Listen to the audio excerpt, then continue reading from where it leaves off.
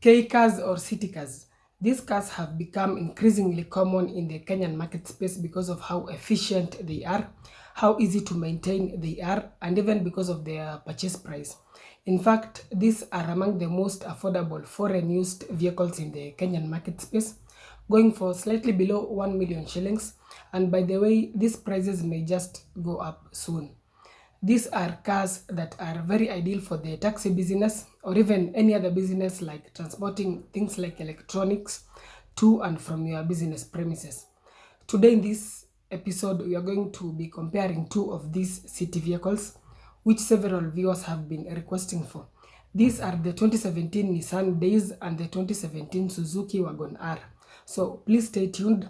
Do consider subscribing to the channel for more informative content on cars and bikes. And welcome to iCave Auto Reviews.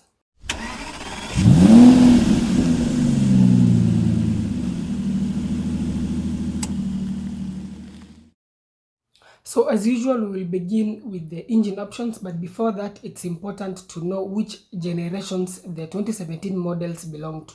The 2017 Nissan Dayz is the first generation, which was in production from 2013 till 2019, while the 2017 Suzuki Wagon R is the sixth generation, which has been in production from 2017 till present. So Suzuki has been in the game for quite a long time with regard to manufacturing these small city cars. So beginning with the engine options, the Nissan Dayz comes with two, both being 660cc 3 cylinders, with one being turbocharged.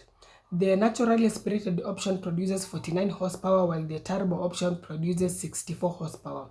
The car is available in either front or all-wheel drive, and power is transmitted to the wheels via a CVT gearbox, which is the only transmission option available. Now, take note that this first generation of the Dayz was not offered with the hybrid option.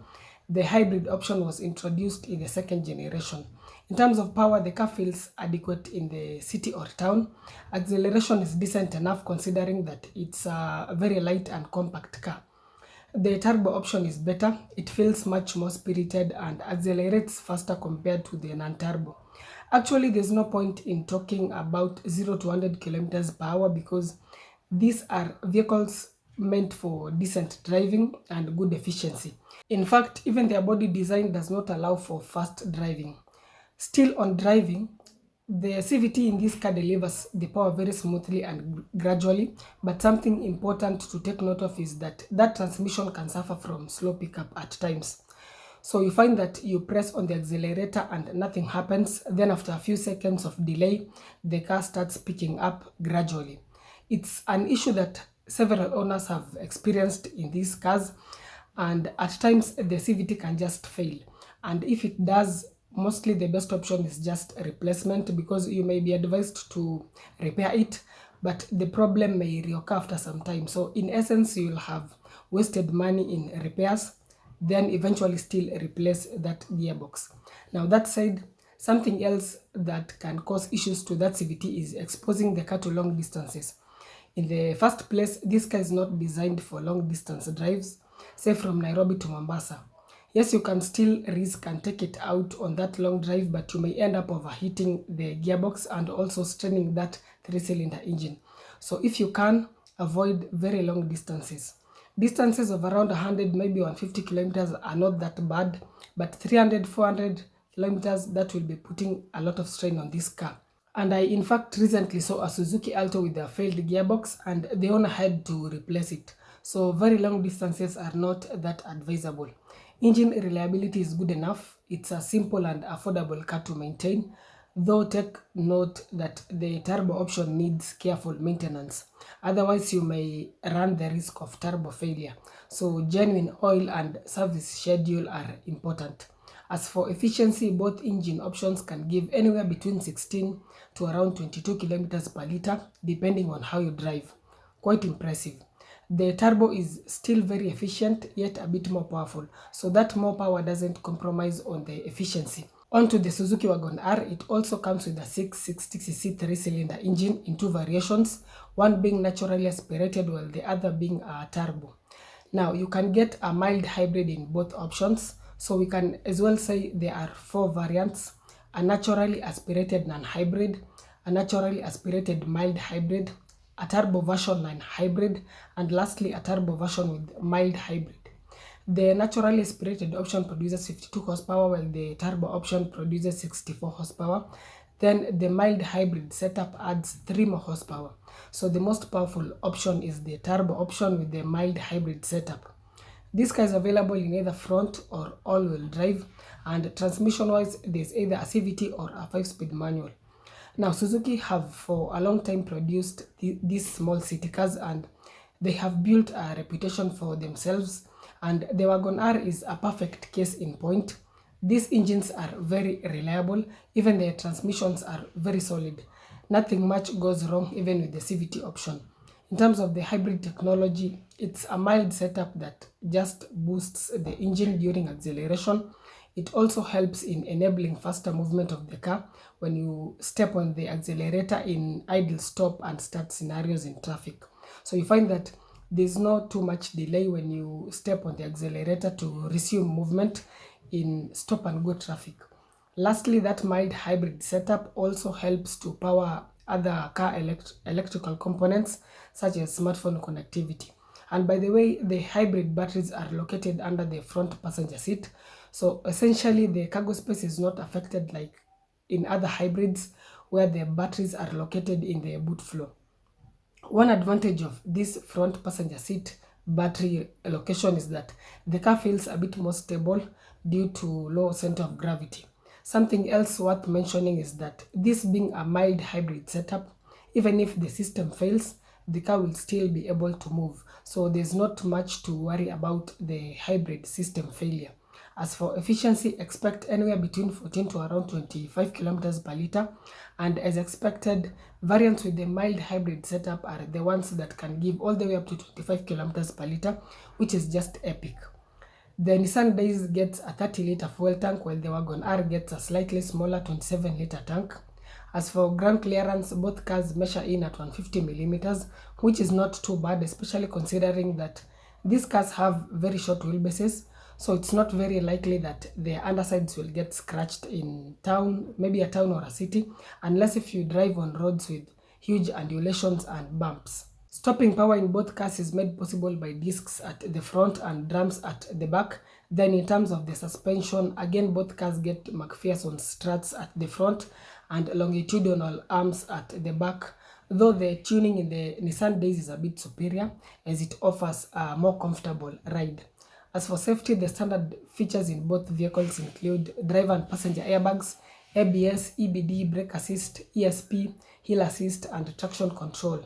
The Nissan Dayz goes ahead to offer even collision mitigation as standard. Then the optional feature is lane assist.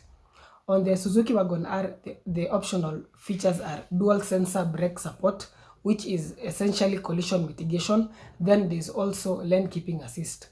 So quite impressive. In fact, there are more expensive vehicles that miss out on some of these features, especially the active driver assist safety features. The carb weight of the Nissan Dayz ranges between 820 to 900 kgs, while that of the Wagon R ranges between 730 to 850 kgs, so they are very light vehicles.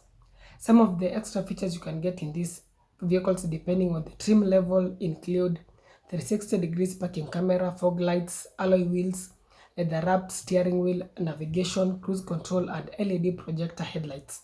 The Wagon R goes even ahead to offer even more features such as a heads-up display and paddle shifts. They offer quite a lot for the money, especially the top trim levels.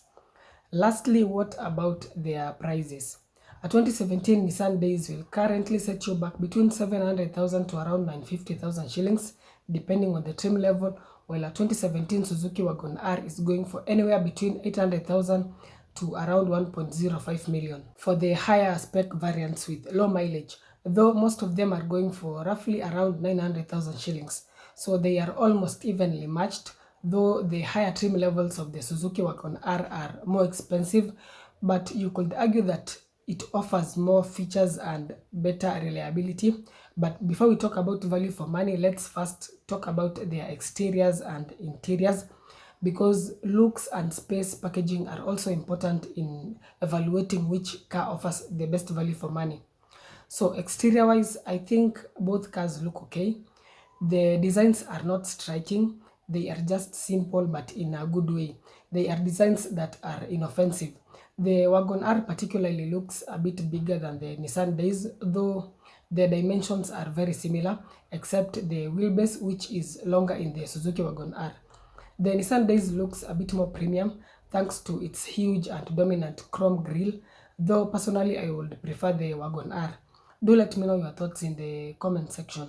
Moving on into their interiors, the center placement of the instrument cluster in the Suzuki Wagon R may not appeal to everyone, but aside from that, the dash layout is a bit better compared to the Nissan Dayz, which is very simple and basic.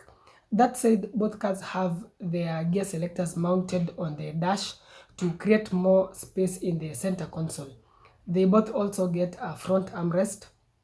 At the front, there's ample space for even taller people. It's actually surprising how spacious these small vehicles are. In fact, they are better than some bigger vehicles. At the back, again, they both offer very decent space, though being narrow vehicles, only two adults can be accommodated back there.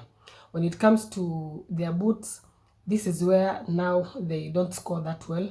It's almost like as if the designers decided to compromise on the boot space in favor of the second row space.